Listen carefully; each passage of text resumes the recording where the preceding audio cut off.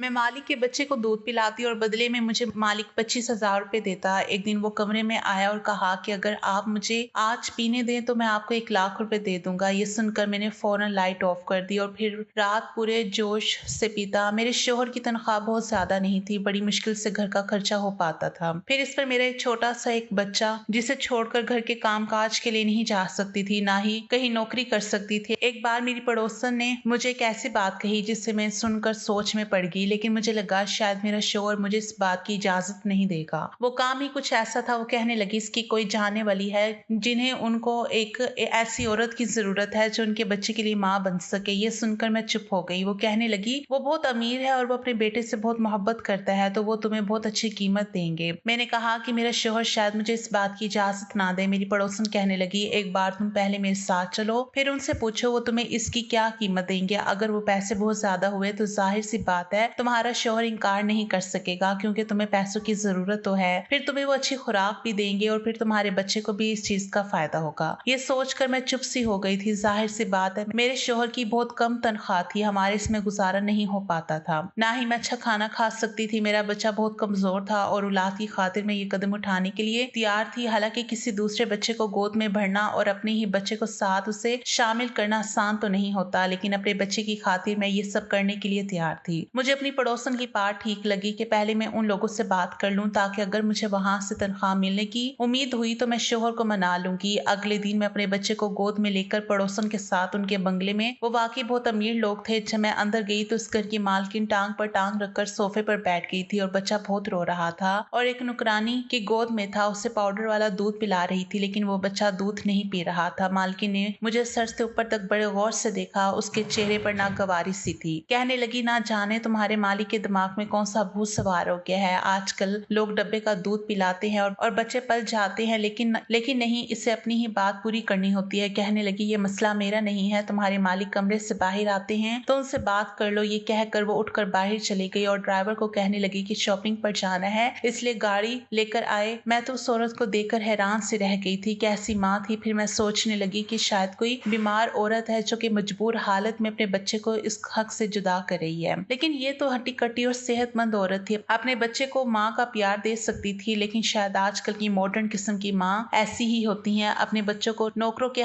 रहमो करम पर पालती है, जिसे सीने से लगाने के बजाय नौकरों के हाथ थमा देती हैं। मैंने गहरी ठंडी सांस भरी। वक्त की बात थी, पास इतने पैसे ना थे कि अच्छी खुराक खाती ताकि मेरा बेटा भी सेहतमंद होता, और इस औरत के पास सब कुछ है, लेकिन ये फिर भी अपनी औलाद को इसके हक से दूर रख रही है। वो औरत जा चुकी थी। कुछ देर बाद ही उस घर का मालिक कमरे से निकला और मेरी पड़ोसन से कहने लगा कि क्या ये वही औरत है। पड़ोसन कहने लगी, जी ये वही औरत है। मेरी गोद में पड़े मेरे बेटे को उसने गौर से देखा था और फिर मेरी सेहत भी बहुत अच्छी ना थी, मैं दुबली पतली सी थी। वो कहने लगा कि इन्हें तो खुद खुराक की अच्छी खासी जरूरत है, ये भला मेरे बच्चे को कैसे पाल सकती है। मैंने उसकी बात सुनकर कहा कि रोजी रोटी ऊपर वाले के हाथ में होती है, रब ने बच्चे का खाने का जरिया बनाया है तो ताकत भी वही देता है। मेरी बात सुनकर उसने बड़े अजीब अंदाज से मुझे देखा था। कहने लगा, मेरा बच्चा बहुत बीमार रहने लगा है क्योंकि उसे पाउडर वाला दूध सूट नहीं कर रहा है, और मेरी बीवी किसी तौर पर भी राजी नहीं कि बच्चे को उसका हक दे। अब मैं अपने बेटे की सेहत पर समझौता नहीं कर सकता। मैंने कहा कि आप मुझे कितने पैसे दे सकते हैं। मेरे सवाल पर कहने लगा, जितना आप चाहें, मुझे पैसे देने पर इतराज नहीं है। मेरा बच्चा ठीक और तंदुरुस्त हो। उसने मुझे महीने के 25,000 कहा था। ये सुनकर मेरी हैरत से आंखें फटी की फटी रह गई। ये मेरी जरूरत से अच्छे खासे ज्यादा पैसे थे। जब मैंने अपने शोहर को बताया तो पहले वो खामोश हो गया, लेकिन थोड़ी सी मेहनत करने के बाद उसने मुझे इजाजत दे दी। लेकिन अगले दिन जब मैंने इस बंगले में गई, मालिक घर पर ही मौजूद था। वो मुझे देखकर अपना बेटा मुझे पकड़ा दिया और फिर कहने लगा, आज आपको दिन भर यहीं रहना पड़ेगा। घर आप 9 बजे के बाद जा सकती हैं। मैं अपने बेटे को भी साथ लेकर आई थी। मैं एक नुकरानी के साथ एक कमरे में चली गई। वो कमरा इस बच्चे के लिए ही बना था। वो बच्चा रोए जा रहा था, शायद बहुत भूख की वजह से। मैंने उसे अपने गले से लगाया और उसे चुप कराया और कुछ देर में वो सो चुका था। लेकिन उस बच्चे को मेरी गोद में देखकर मेरा बेटा बड़े गौर से मुझे देख रहा था। मैं अपने बच्चे के हक में किसी और को शामिल कर चुकी थी। मेरा बेटा बार बार मेरी तरफ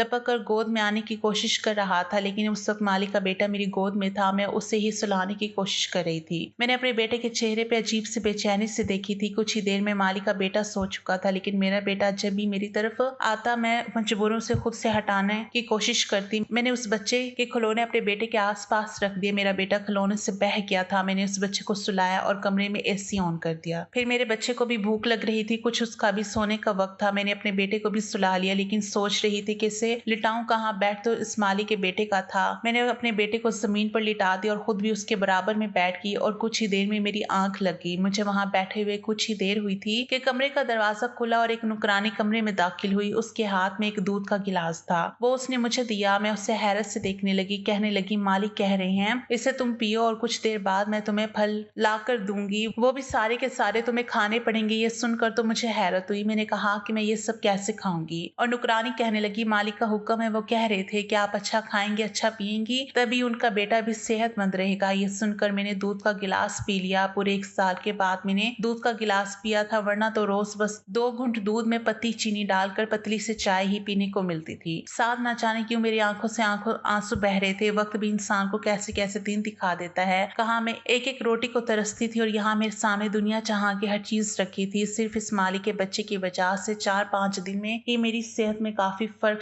आना शुरू हुआ। लेकिन एक चीज जो मैंने महसूस की थी वो ये थी, जब ही मालिक के बेटे को कमरे में लेकर जाती, कुछ देर बाद ही मालिक किसी न किसी बहाने से कमरे में आ जाते। मुझे बड़ी अजीब सी नजरों से देखते, मुझे उलझन सी महसूस होती। मैं फौरन से उनके बच्चे को गोद से उतार देती। वो मुझे अपने बेटे के बारे में पूछते। मुझे अपने मालिक की हरकत बहुत बुरी सी लगती थी कि क्यों कमरे में बिना इजाजत चले आते हैं। जब 4-5 दिन यही सिलसिला जारी रहा तो फिर मैंने एक दिन कह दिया कि देखें, मुझे अच्छा नहीं लगता, बार बार कमरे में आप क्यों आते हैं। मेरी बात पर उसके माथे पर बल पड़ने लगे। कहने लगा, सच्ची बात बताऊं आपको। मैंने कहा, जी बताएं। वो कहने लगा, देखो मैं आपको जो खाने पीने में इतनी चीजें पेश करता हूँ सिर्फ इसलिए करता हूँ ताकि मेरा बच्चा अच्छी सेहत का हो जाए। मुझे ये शक रहता है कि आप मेरे बेटे के बजाय अपने बेटे से ज्यादा प्यार करती हैं, ज्यादा तवज्जो इससे देती हैं। मैं अगर पैसा खर्च कर रहा हूँ तो अपनी औलाद के लिए कर रहा हूँ। ये सुनकर तो मेरा दिमाग घूम गया। क्या समझता था, क्या मैं बीमार हूँ? मैं अपने बच्चे को सेहतमंद करूंगी और इसके बेटे को भूखा रखूंगी। मैंने कहा, साहब मैं गरीब जरूर हूँ लेकिन मैं बेगैरत नहीं हूँ। मुझे नमक की वफा करनी अच्छे से आती है। अगर आपको ऐसा लगता है तो ठीक है, आप किसी और को रख लें। ये कहने के बाद मैंने अपना बच्चा गोद में उठाया और बाहर जाने लगी। वो मुझे पीछे से पुकारता रह गया लेकिन मैं 1 मिनट भी वहां ना रुकी और अपने घर आ गई। मैं गरीब जरूर थी लेकिन बेगैरत हरगिज नहीं थी। इतनी बातें सुनने के बाद भला मैं क्यों वहां पर रुक जाती। मैं अपने बच्चे का हक उसके बेटे को दे रही थी, इसका ख्याल भी रखती थी। जब मैं वहां होती उसके बच्चे को संभालती और अपने बच्चे को उसके खिलौनों से बहलाती रहती। हालांकि मेरे बेटे का हक था कि मैं उसे ध्यान देती। उसी रात मुझ पर यह मुसीबत टूट गई। मेरा शोहर वापस घर नहीं आया था। रात के 12 बज गए थे तो मैं बहुत परेशान थी जब मुझे फोन आया और किसी ने मुझे बताया कि मेरे शोहर का एक्सीडेंट हो गया है। ये सुनना था कि मैं जल्दी ही अस्पताल पहुंच गई। मेरे शोहर की मौत हो चुकी थी, वो बुरी तरह जख्मी था। जब मुझे डॉक्टर ने आकर बताया कि मेरा शोहर अब दुनिया में नहीं रहा तो मैं बेहोश होकर गिर चुकी थी। कभी मैं अपने कुछ महीने के बच्चे को देखती तो कभी अपने शोहर के मुर्दा जिस्म को मैं फूट फूट कर रोने लगती। कुछ समझ में नहीं आ रहा था कि क्या करूं। हमारे घर में लोगों की भीड़ जमा थी। सुबह ही मेरे शोहर का कफन दफन हो गया। वो रात यूं गुजरी जबकि मेरे बेटे को कुछ खबर ना थी कि उसका बाप फौत हो चुका है। जो भी मुझे मेरे बच्चे को देखता यही कहता कि तुम तो जवान हो और ये बच्चा मासूम आगे की जिंदगी कैसे काटेगा। तुम्हारा शोहर भी तुम्हें इस जवानी में इस दुनिया में अकेला छोड़कर चला गया। मैं सदमे से बैठी थी जब अगले दिन घर के दरवाजे पर